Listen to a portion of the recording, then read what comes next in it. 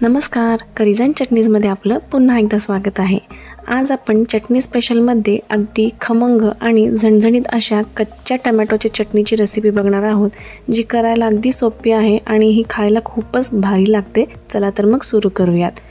तर इथे आपण पाव किलो एवढे कच्चे टोमॅटो घेतलेले आहेत, जे हिरवे टोमॅटो असतात ते। तर आपण हे स्वच्छ धुवून घेतलेले आहे। आता आपल्याला हे टोमॅटो चिरून घ्यायचे आहेत।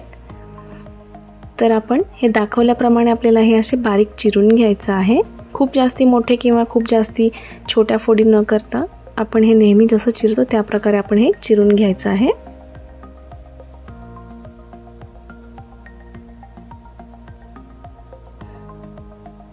हे पहा या प्रकारे।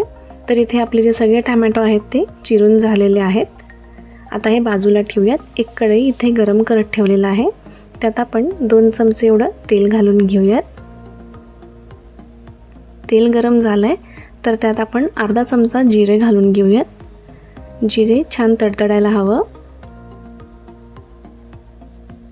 आता जिरे छान तडतडले आहेत, त्यात आपण अगदी पाव चमचा एवढं मेथ्या घालणार आहोत। खूप जास्ती घालू नका, नाहीतर चटणी थोडीशी कडवट होईल। तर अगदी पाव चमचा आपण मेथ्या घालून घेऊयात, ह्याच्याने खूप छान चव येते। त्यासोबत 1 चमचा उडीद डाळ आणि 1 चमचा चणा डाळ घालत आहे। इथे उडीद डाळ जी आहे ती मी गोठा वापरली आहे, तुम्ही आपली नेहमीची उडीद डाळ देखील वापरू शकता। इथे एक 7 ते 8 लसणाच्या पाकळ्या घालत आहे आणि एक 3 ते 4 मिरच्या घातला आहे। मिरच्यांचं प्रमाण आपण आपल्या आवडीनुसार, आपल्या तिखटाच्या आवडीनुसार कमी जास्त करू शकतो। तर आता आपण हे छान भाजून घ्यायचं आहे। त्यातच आता इथे मी 2 चमचे गावरान तीळ घालत आहे। हे देखील आपण छान असं खमंग भाजून घ्यायचं आहे। ह्यात अगदी एक मूठभर अशी एवढी कोथिंबीर घालून घेऊयात, म्हणजे कोथिंबीर छान तेलात परतली की ह्याची चव खूप जास्त छान येते।